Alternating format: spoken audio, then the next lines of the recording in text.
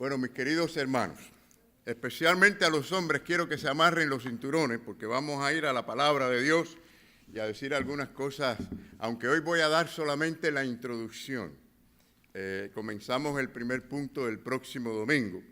Pero quiero decirle que mientras que el Día del Padre es de origen más tardío que el Día de las Madres, y por supuesto no fue en un principio tan popular o tan reconocido como lo era el Día de las Madres, sí ha ido cogiendo popularidad con los años, y ya el Día de los Padres es un día también muy importante. No obstante, sabemos que el comercio se ha aprovechado y se aprovecha de estos días especiales con motivos de, vamos a decir, motivos de lucrar, ¿no?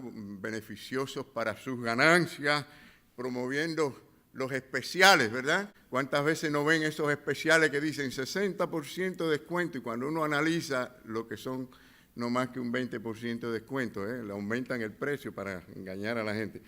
Pero lo cierto es que es muy apropiado celebrar un día como hoy de los padres porque es una ocasión para nosotros poder hablar y reconocer acerca de la paternidad de Dios.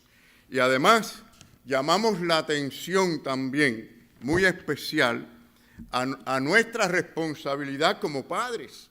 O sea, no solo como padres, sino también como hijos.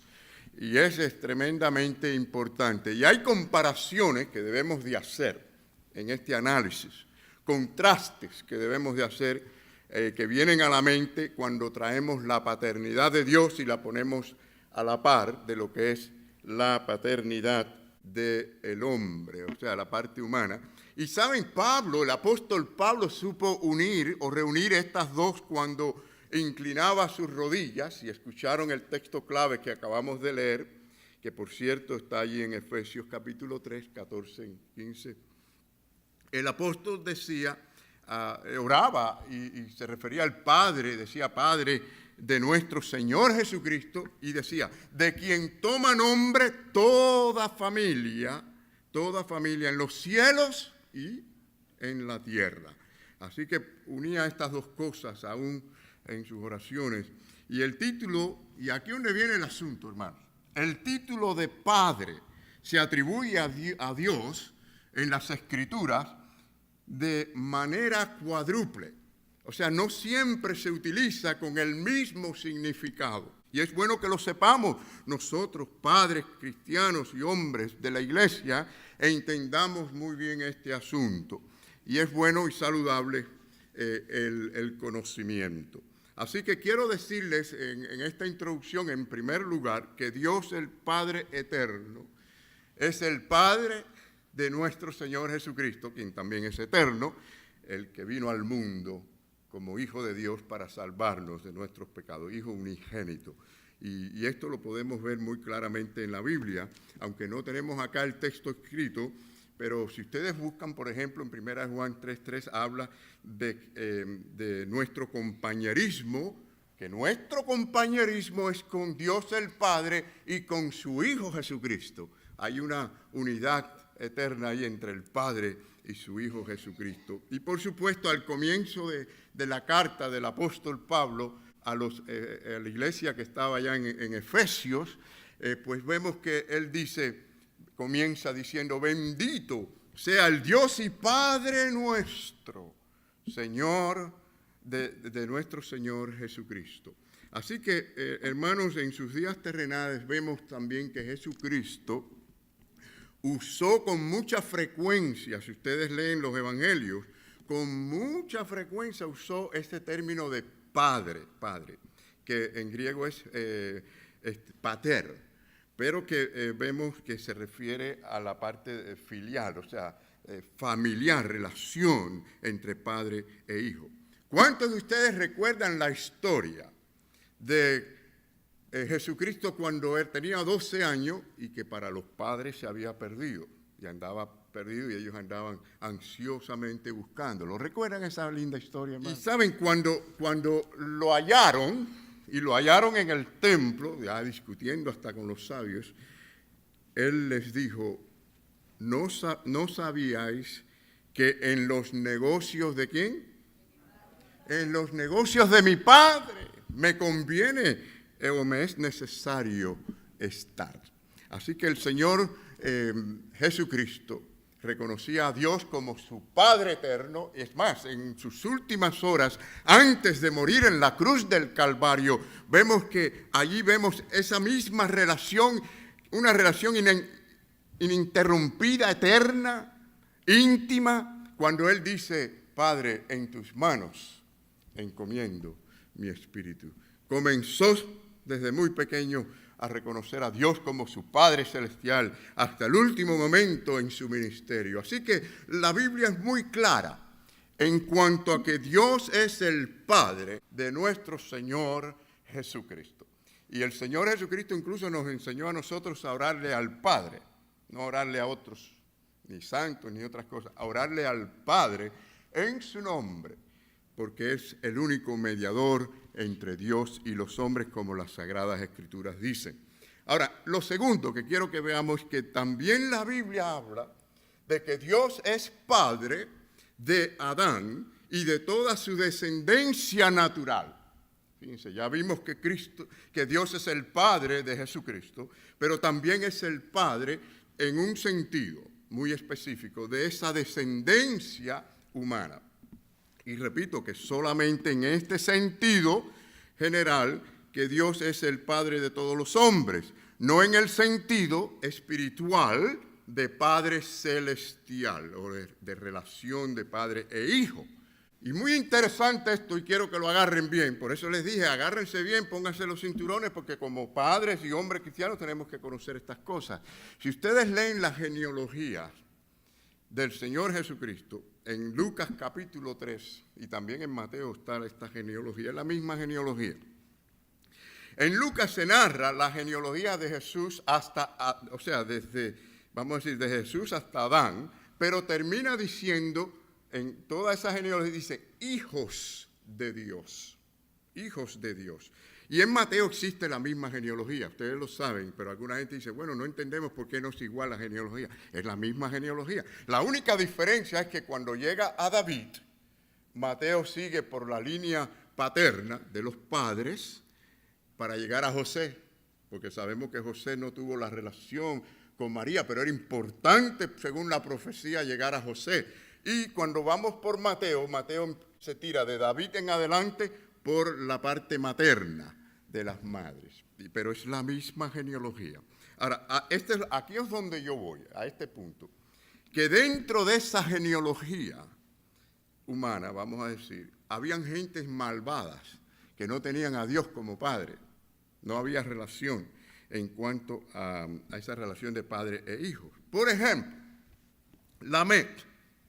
Está ahí en la genealogía. ¿Quién era Lamec? Lamec, el primer infractor y asesino de esta genealogía que aparece ahí en las Escrituras en Génesis, capítulo 4. Y también, por ejemplo, Taré fue idólatra, terrible. Y así fueron prácticamente todos los de su tiempo. Ya se dan cuenta que aunque dice todos hijos de Dios, se refiere en el sentido de la raza humana, de que es el creador, es el que inició todo, el que creó todas las cosas, y lo vamos a ver un poquito mejor a medida que vamos más adelante. En esa misma genealogía, por ejemplo, se nos dice de Judá, que engendró a Fares y a Zara. Estos eran gemelos, si ustedes ven.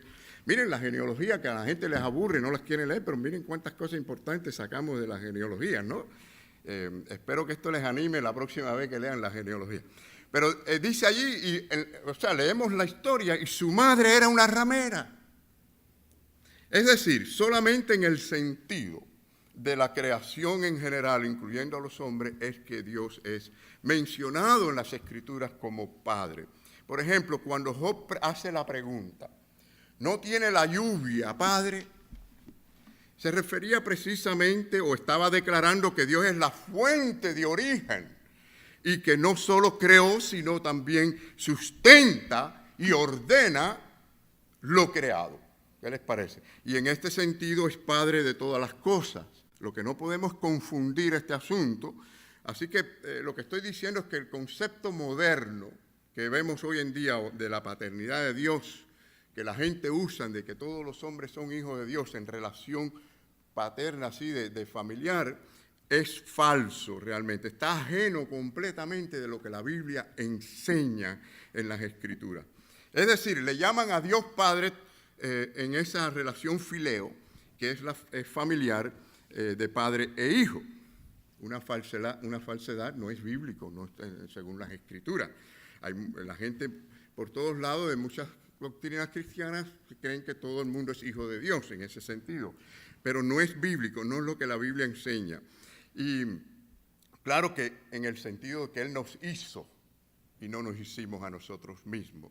Y como decía el profeta Malaquías, para que ustedes vean, como mientras más miramos las Escrituras, más encontramos estas cosas. Malaquías, por ejemplo, decía en cuanto a todos los hebreos, ¿no? Y allí habían gentes malvadas y perversas también en su tiempo. Él decía, ¿no somos todos de un mismo Padre? No nos ha creado, hablando en términos del Creador, no nos ha creado un mismo Dios, refiriéndose a todos los hebreos. Así que, ¿qué hemos dicho hasta ahora? Hemos dicho que Dios es el Padre de Jesucristo, nuestro Señor. Y también hemos dicho que Dios, en un sentido, vemos en las Escrituras que es el Padre de toda creación, de todo lo creado. Incluso Job hablaba de la lluvia, de todo lo que ha sido creado y de todo lo que Él sustenta, incluyendo la raza humana.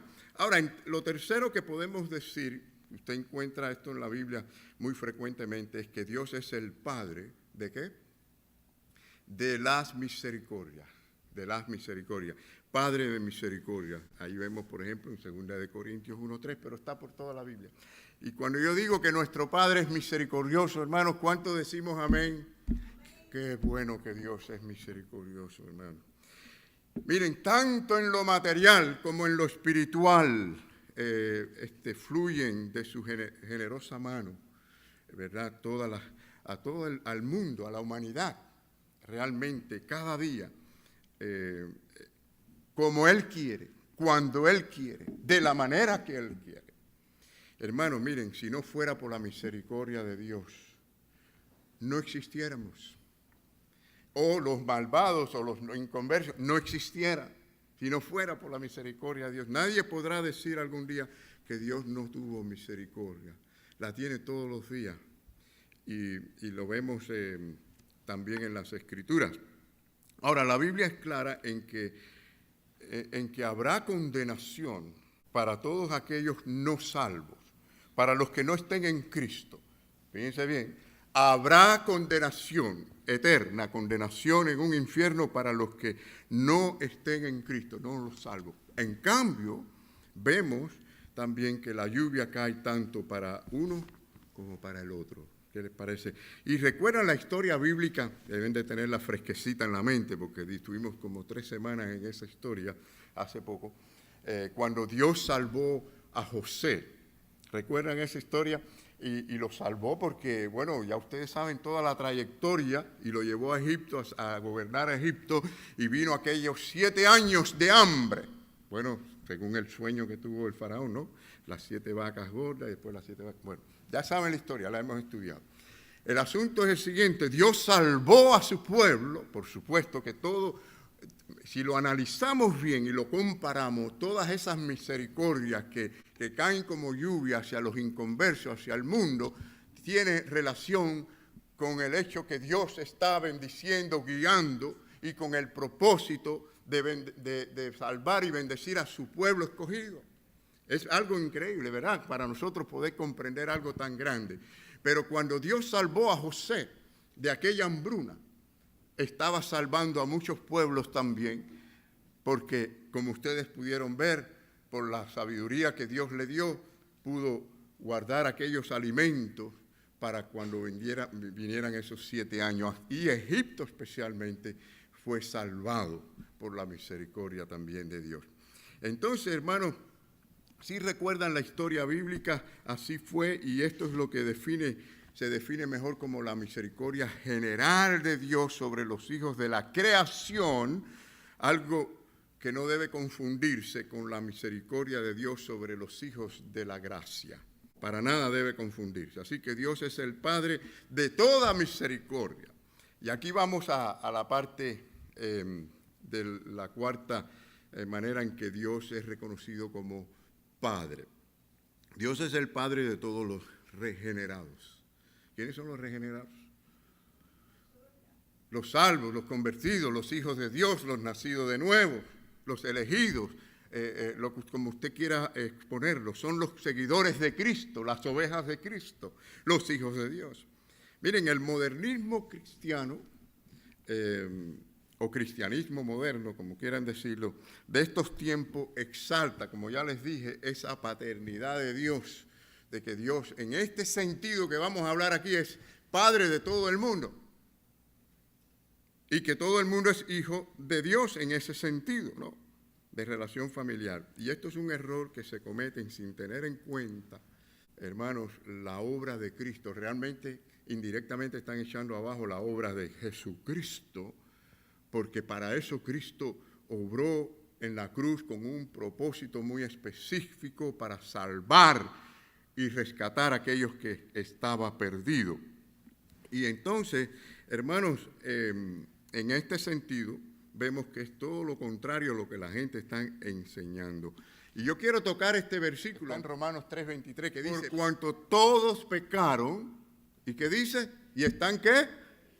Destituidos de la gloria de Dios. Yo creo que mucha gente no entiende el peso que tiene esa frase, esa palabra, destituidos de la gloria de Dios. Claro que la palabra ahí en griego es hustereo. Y esa palabra realmente, bueno, si vamos a ver, destituido es haber sido sacado de posición totalmente, del lugar. Pero el significado en griego es que queda corto, sin alcance. Así ha quedado el hombre a causa del pecado. Así que cuando analizamos esto, nos damos cuenta de que hay algo mal en esa interpretación, de que hay una relación con Dios de Padre, que todo el mundo es hijo de Dios y Dios es el Padre de todo el mundo, cuando dice la misma palabra que están destituidos, están fuera de relación con Dios. Y por mal entender esto, no solo la gente desvalora la obra de Cristo en la cruz, sino que confunden también a mucha gente, haciéndoles creer, y esto es lo peligroso de esto, haciéndole creer a mucha gente que son hijos de Dios cuando realmente no lo son. Y esto es lo terrible que tiene esto. Es decir, ninguno que esté destituido de la gloria de Dios, que es el caso de todo aquel que entra al mundo, que nace de mujer, tiene el derecho de llamar a Dios Padre en su estado natural. Es decir, solamente aquellos que son recibidos, aceptados en Jesucristo. Son aquellos que han sido atraídos por el Padre Celestial a Cristo. Estos conocen a Cristo como Señor y Salvador. Vengan conmigo un momento a Juan 1:12. Vamos a mirar la palabra de Dios a ver qué dice. Dice aquí en Juan 1:12, mas a todos los que le recibieron, estos son los que recibieron el Espíritu Santo, recibieron el Evangelio, recibieron de Dios el entendimiento, recibieron de Dios la visión, recibieron de Dios el poder entender las cosas espirituales, recibieron a Jesucristo. A los que creen en su nombre.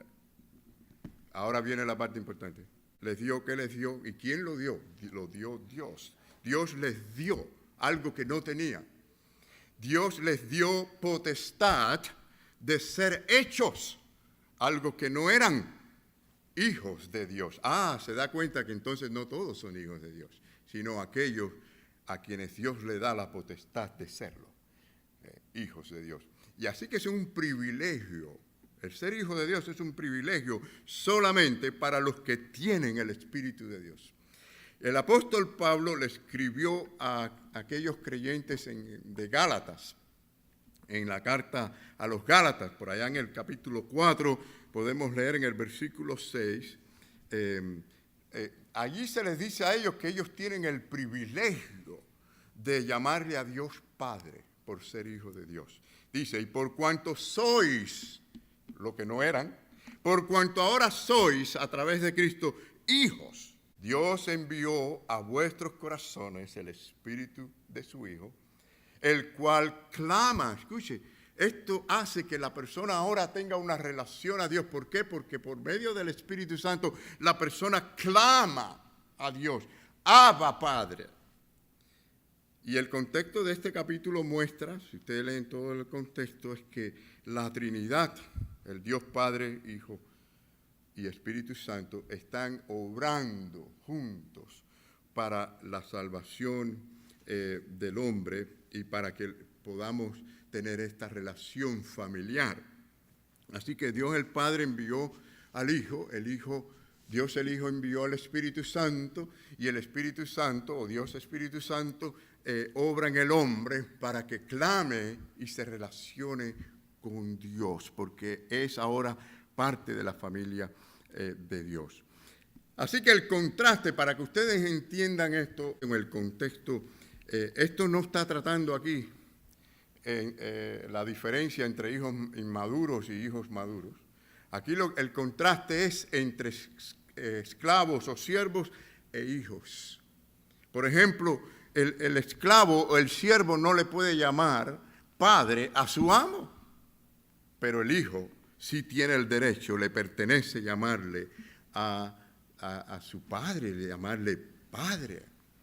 Esto es por naturaleza, es así. Ahora, si ustedes analizan, porque mencionamos a los Gálatas, pero fíjense, ustedes analizan esa carta del apóstol, así como el hijo pródigo. Ustedes recuerdan al hijo pródigo, ¿verdad? Que se descarrió y era el hijo y le llamó al padre padre. Pero así como el hijo pródigo, los Gálatas querían ser para Dios como esclavos, como siervos nada más, y no como hijos. Y es uno de los problemas que trata el apóstol Pablo allí a los Gálatas, aferrados a los rituales, aferrados a las obras, perdían de la relación con el Señor como hijo es padre. Y por eso es que vemos que en la oración, cuando recuerdan el hijo pródigo, planeaba qué decirle al padre. Él pensaba, bueno, si le digo, padre, hazme como uno de tus, jornaleros, un siervo. Pero si eres hijo y serás hijo siempre. Por eso él no podía ser siervo, porque era su padre. Y el padre, claro, lo recibió como tal. Qué diferencia tan extraordinaria, mis queridos hermanos, y qué bendición para aquellos que podemos decirle a Dios Padre. Ahora, la palabra, vamos a ver, en el texto vemos la palabra, allí dice Abba Padre, ¿no? Abba Padre. La palabra Abba, por supuesto, es una palabra en arameo. O sea, Jesucristo usó una palabra en arameo y una en griego. Abba, que es en arameo, y usó en griego la palabra pater, que es padre. Y es interesante porque parece que el Señor quería que no se confundieran en los términos. Era un término que se usaba en arameo para decir, por ejemplo, papi o papá, de una manera cariñosa. Y entonces vemos allí la repetición, porque dice Abba y dice Padre. Abba, pues habla de intimidad, habla de confianza cariñosa, y la segunda habla de eminencia paternal, de respeto reverente a ese Padre. Entonces Jesús les enseñó a sus discípulos a llamarle Padre a Dios. Es decir, en la oración modelo, ¿qué dice la oración modelo? Como el Señor les dijo, ellos querían saber cómo orar, y Él les dijo que oraran de la siguiente manera, diciendo, Padre nuestro que estás en los cielos. Y esa misma verdad la enfatizó el apóstol Pablo en las epístolas. Ustedes pueden verla en los Romanos, en segunda carta a los Corintios, a los Tesalonicenses en la primera, en la segunda carta, pueden encontrar estos conceptos. Ahora, los que son de Dios y tienen a Dios como Padre, se relacionan con Él como hijos, tan sencillamente como esto. Y esto parece fácil, pero si lo analizamos, hay mucha gente que le llaman a Dios Padre, pero si analizan se dan cuenta que Dios realmente no es su Padre y que ellos no viven como hijos de Dios. De manera natural, el hijo debe, desde pequeño, ¿no?, ¿Qué es lo que hace un niño desde chiquito? Busca hablar con sus padres, comunicarse con sus padres. Eso es natural. Nadie tiene que obligarlo a hacerlo. Ellos lo hacen de manera natural. Corren hacia su padre, le piden a su padre, buscan el aliento de su padre, se divierte el hijo con su padre, también obedece y respeta a su padre, ama a su padre. Esa es la realidad que existe. Por lo tanto, cuando analizamos esto en relación con Dios, es así el verdadero Hijo de Dios. Y la pregunta sería muy fácil. ¿Te diviertes en tu relación con tu Padre Celestial? ¿Lo buscas para aliento? ¿Obedeces su voz porque conoces su palabra? ¿La recibes, te alimentas de ella para obedecerla, para seguirla? Es decir, esa es la relación de padre e hijo, una comunicación continua. Así que Dios no es el Padre de todos los hombres y de todas las mujeres no regenerados, hermanos, de los no transformados por Cristo, de los no nacidos de nuevo, independientemente de cuál sea su religión o afiliación religiosa.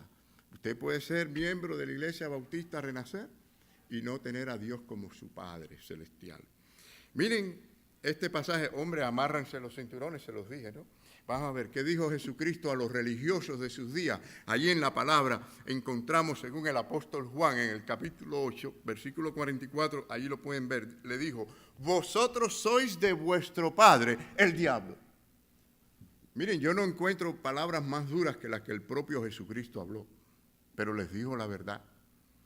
No todo el mundo tiene a Dios como Padre, algunos no siguen la voluntad sin conscientemente saberlo, la voluntad del diablo.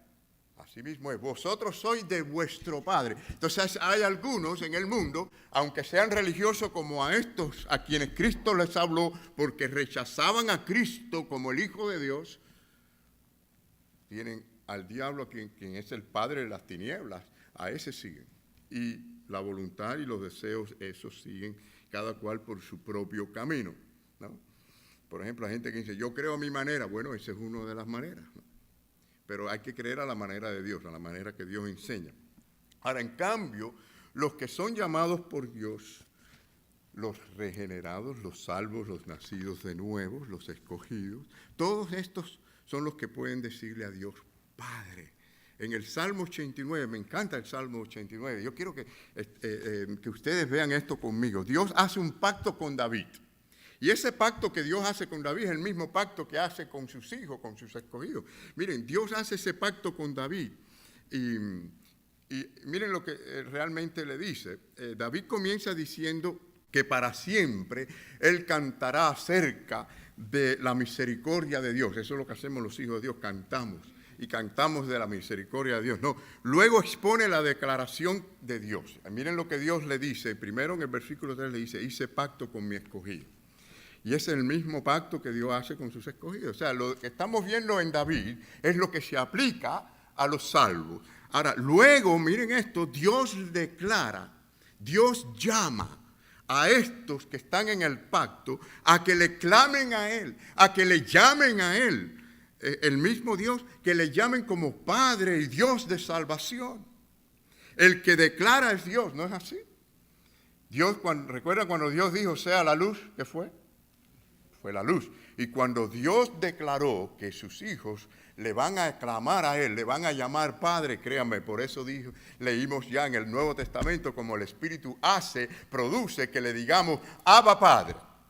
Le clamamos, porque esto es lo que Dios declaró desde mucho antes. Entonces, mis queridos hermanos, miren cómo lo dice la Biblia. Dice el versículo 26,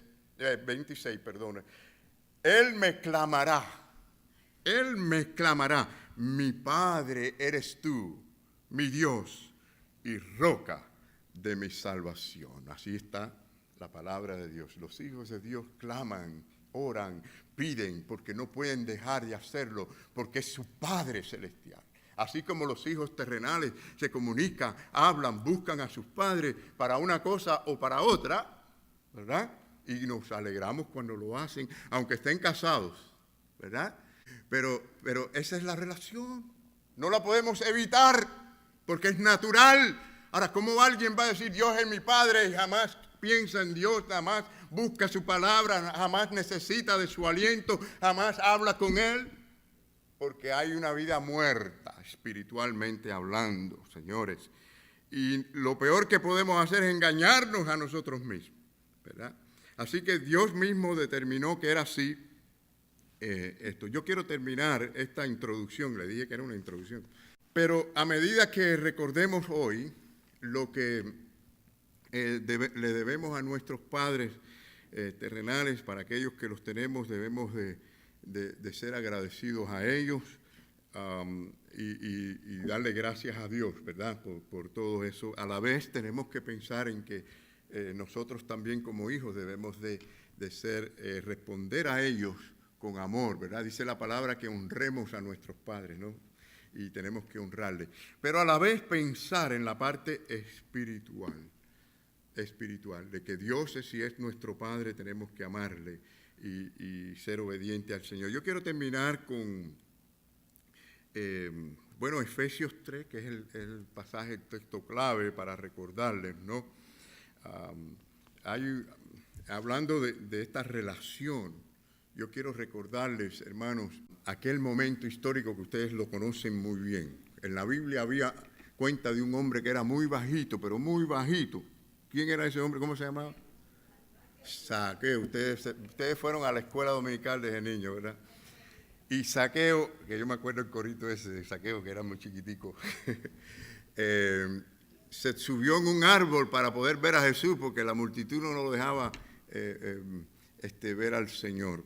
Pero saben, hay algo muy hermoso en ese pasaje cuando él llega a donde está Zaqueo. Y él allí le dice, he aquí un verdadero hijo de Abraham, he aquí un hijo de Abraham, refiriéndose a esa familia de Dios de la cual estamos hablando. Y quizás empecemos por ahí la semana que viene, pero sí quiero terminar con este pasaje que dice, por esta causa doblo mis rodillas ante el Padre de nuestro Señor Jesucristo. Padre de nuestro Señor Jesucristo.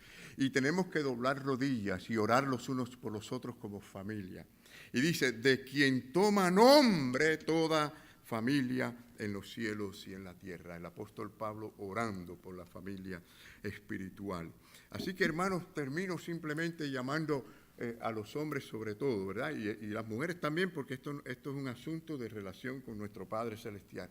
A que vengamos en arrepentimiento ante Dios, si reconocemos nuestros pecados, ¿verdad? Y entendemos que Dios está obrando en nuestro corazón. Y podemos decir, Señor, perdóname porque no he sido un hijo obediente, no he hecho lo que debo de hacer como hijo, he pecado contra ti.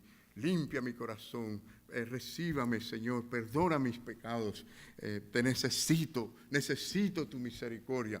Y venir así al Señor en esta mañana buscándole deseosamente como el mendigo que se da cuenta que no tiene nada que darle a Dios, que está vacío y que necesita recibir del Señor. Mucha gente cuando hacen los llamamientos ponen a Cristo como el mendigo, como el que está pidiéndole a la gente que lo reciban, cuando la gente deberían de estar pidiéndole a Cristo que Cristo le reciba. Todo lo contrario a este sistema moderno de llamamiento que comenzó al principio de los años 1900. Es decir, recibe a Cristo, cuando realmente el que está hambriento, necesitado, es el hombre, quien tiene que decirle a Cristo, recíbame y aliméntame y dame, que no tengo nada que darte. Estoy en bancarrota. Ven a Cristo en esta mañana. Bueno, que el Señor bendiga a los padres en la mañana de hoy. Y ya les digo, vengan a continuación para escuchar los puntos de este mensaje que hemos comenzado hoy. Que el Señor les bendiga a todos.